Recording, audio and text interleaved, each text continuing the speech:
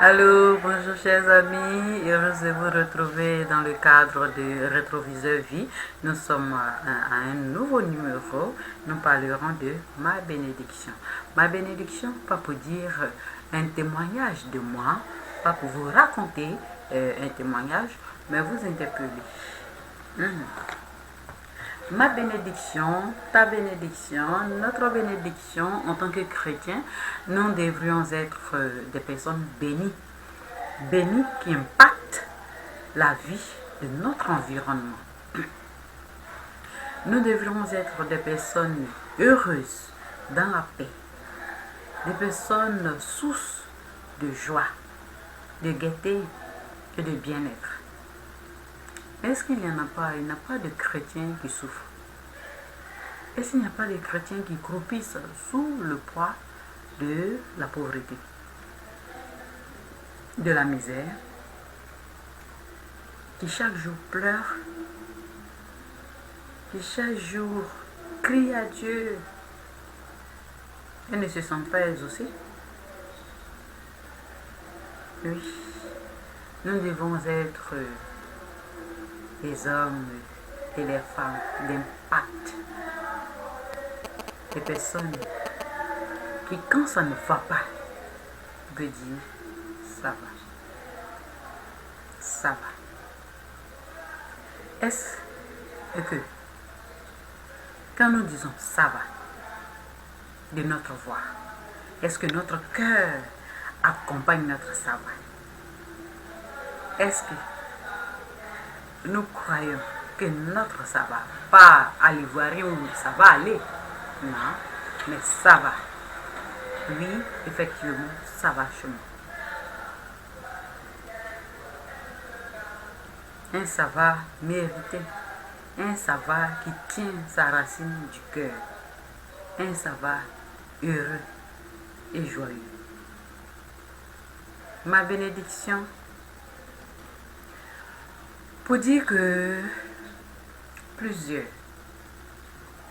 attendent des bénédictions. Je veux un enfant. J'ai besoin d'un enfant. Il me faut faire un enfant. Oui, je suis dans un foyer. Il me faut faire un enfant. Et pourtant, tu es insoumise à ton mari. Quand il dit 1, tu as fini de dire 3. Quand il dit 5, tu as fini de tourner toutes les pages du cahier. Tu veux un enfant, tu pleures, ta prière, c'est la soumission. Ta prière, c'est de te tourner vers ce mari-là et lui dire, effectivement, c'est toi le chef.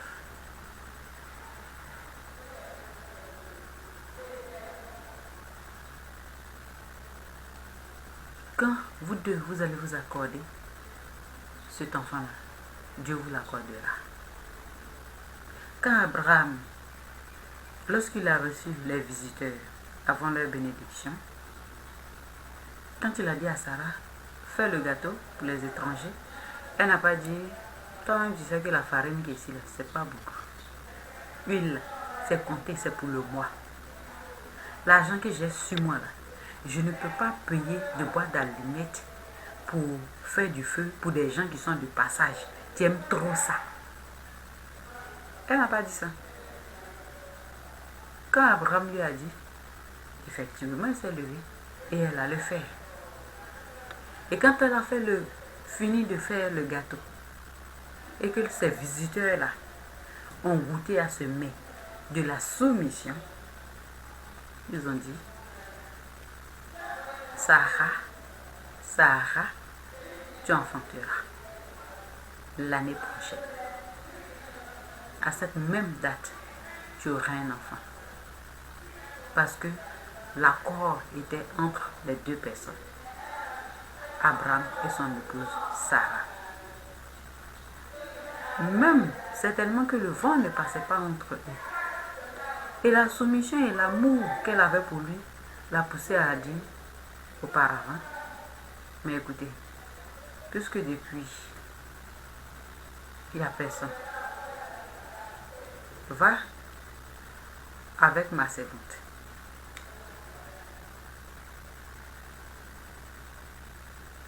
La soumission. Rien que ta part, joue ton rôle. Même s'il ne te respecte pas, même s'il te ment, même s'il te trompe, même s'il triche, même si c'est moins que rien, toi fais ta part. Fais juste ta part. Sois soumise. Tel qu'il est, Dieu le voit. Tel qu'il est, Dieu le corrige. Dieu le guide vers la perfection, tout comme il le fait avec toi. Reste soumise. Ne te rebelle pas. Tu cherches des diplômes. Tu veux avoir du travail. Arrogant numéro 1, c'est toi. Tu parles de bénédiction, bénédiction, bénédiction. Autour de toi, personne ne veut bien ouvrir la bouche quand tu parles. Parce qu'on sait que le retour sera piquant. Tu dis, je suis enfant de Dieu. Dieu là, il me bénit. Dieu là,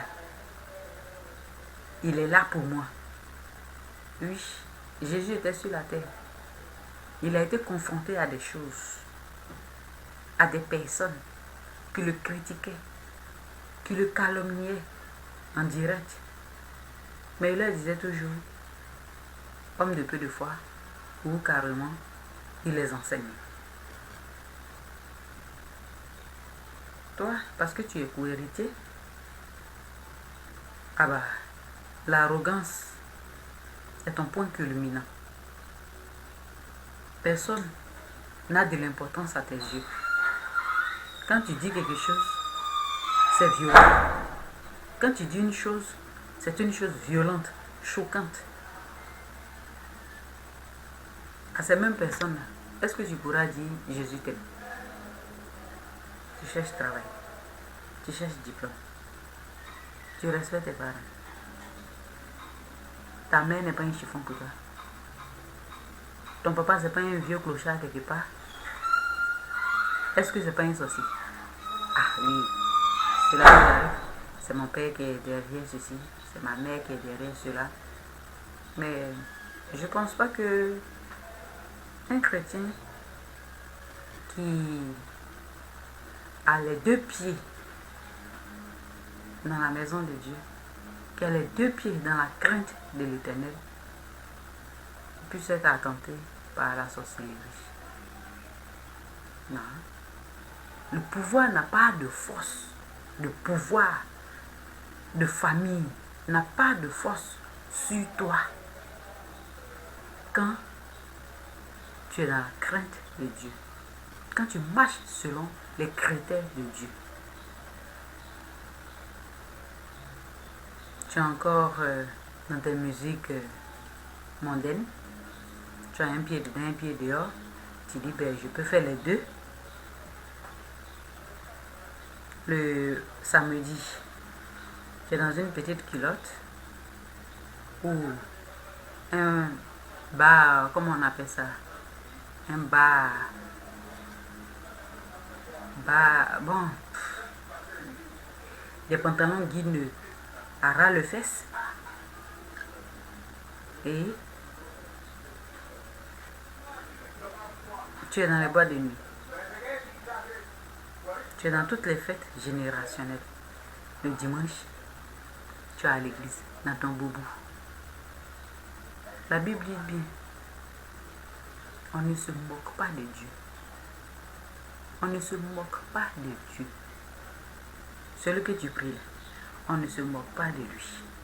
Tu te caches de ton serviteur, tu te caches de ton pasteur, mais tu ne peux pas te cacher de Dieu. C'est lui qui bénit. C'est lui qui te fait prospérer. L'homme de Dieu là, il n'est que ton guide. Lui-même se cherche. Il cherche sa vie aussi. Parce que lui aussi vient dans le royaume des cieux.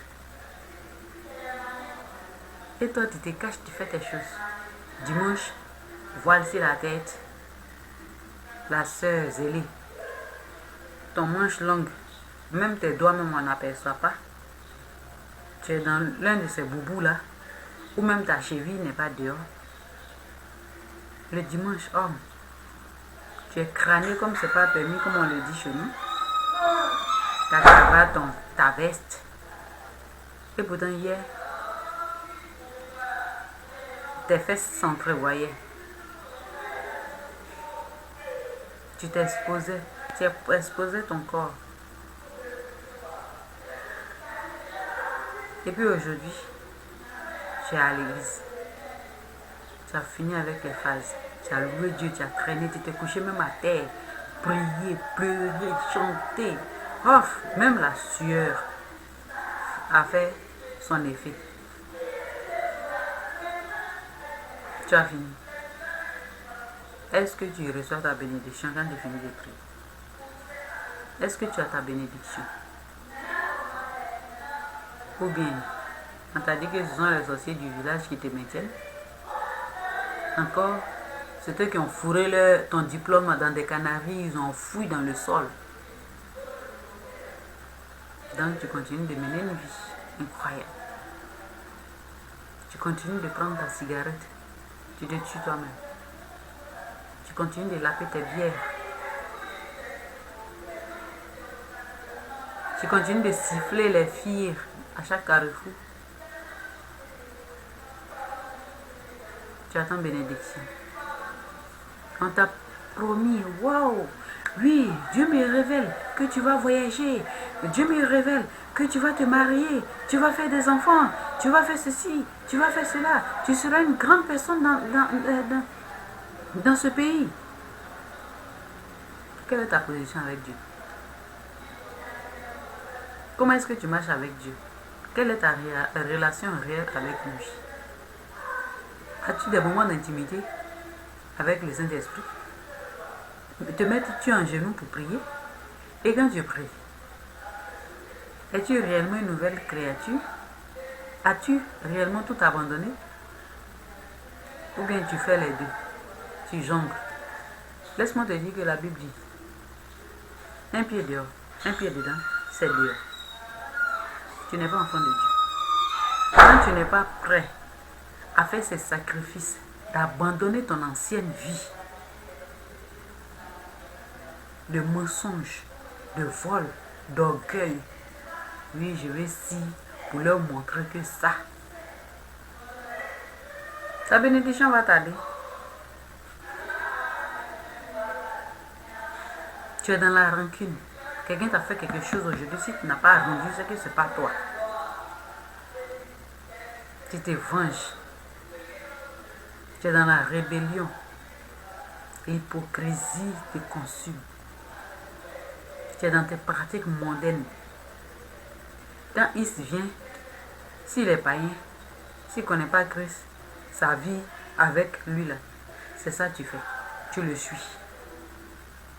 Quand H vient, que sa vie de Christ, vous êtes dans la prière, tu es dedans avec lui. Mais tu attends ta bénédiction. Tu attends toujours d'être béni.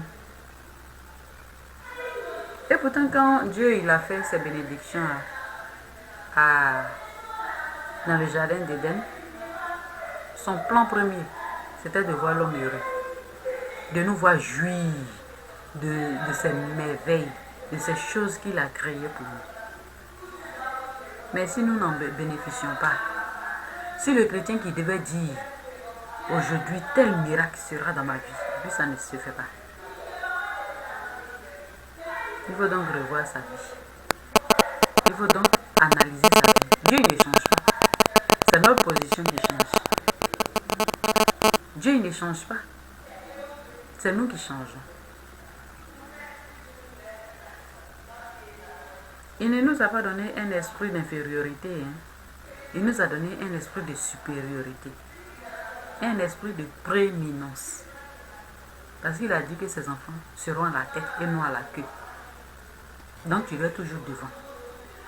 Mais toi, tes difficultés sont au devant de toi. Et puis, ton bonheur est derrière. Tu cours derrière. Tu poursuis. dans le vide. Tu pleures chaque jour. Pourquoi le chômage? Ils ont bloqué mes dossiers dans un canari. Ils ont volé mon passeport. Ils ont enfoui dans la terre. Ils ont mentionné mon nom dans une eau, dans une rivière. Mais Jésus est plus puissant que tout ça. Oui, il est plus puissant que ça. Si tu t'attaches réellement à lui, tu verras sa gloire. Si tu t'attaches à lui, si tu fais de l'Éternel tes délices, sorcier ne pourra rien. Pouvoir de famille ne sera rien. Mais tu es encore dans la mendicité, dans la gourmandise, dans la convoitise.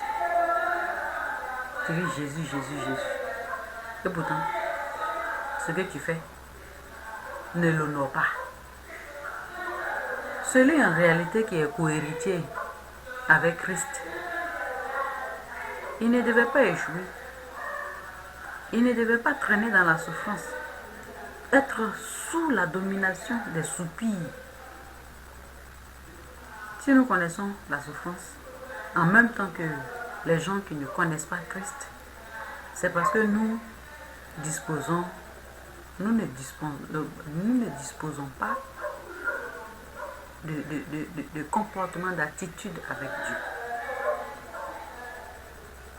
Si nous étions vraiment imprégnés, si nous étions imprégnés par l'esprit, c'est sûr que quand Dieu dit quelque chose dans nos vies, il va l'exécuter. Mais quand tu n'es pas dans sa voie, quand tu n'es ni chaud ni froid, quand tu n'avances pas avec lui, ça ne porte pas.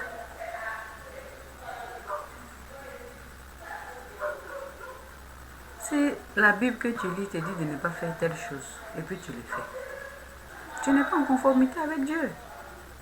Tu peux proclamer que oui, tu auras des bénédictions, mais tu n'es pas en conformité avec Dieu. Il nous faut donc, pour avoir le repos, pour être avec Christ dans la prééminence, il faudrait qu'à nos résolutions dépende notre succès. Prends la résolution de suivre Christ, rien que Christ, et de dire au monde, abat le monde.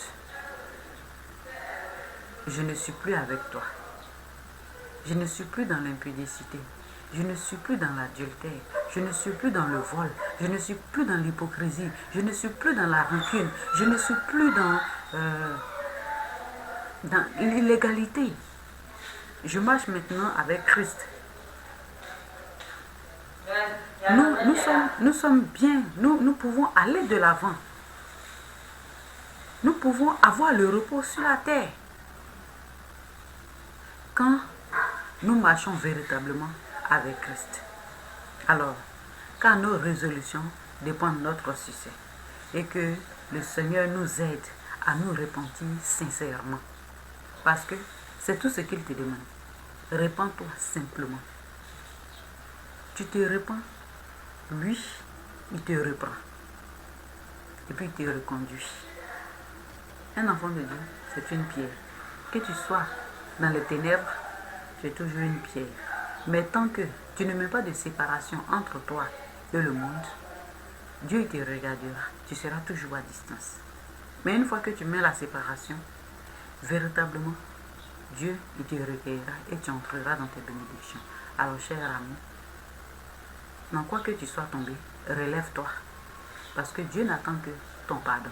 Demandez pardon. Et puis lui t'accepte. Et puis te reconduit. Si tu m'as compris, vraiment, sache que tu entreras dans tes bénédictions et que la grâce du Seigneur repose sur toi. Bisous, je vous aime. Jésus vous aime. Et Dieu nous aime.